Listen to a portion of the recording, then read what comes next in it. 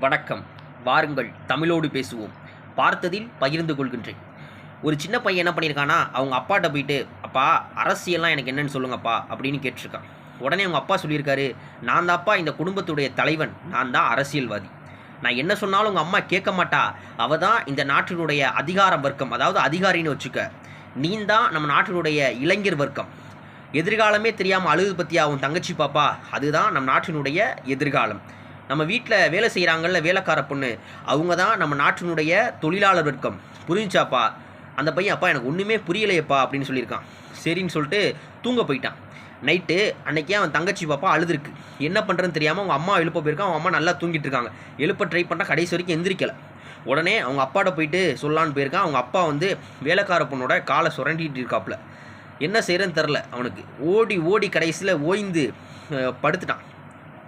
காலையில் விடிஞ்சதும் அவங்க அப்பாட்ட சொல்கிறான், "அப்பா எனக்கு நேற்று இரவு அரசியல்லாம் என்ன நன்கு புரிஞ்சிருச்சுப்பா." "தம்பி உனக்கு என்னப்பா புரிஞ்சிச்சு?" "அப்பா நேற்று இரவு இந்தியாவின் எதிர்காலம் அழுது கொண்டிருந்தது.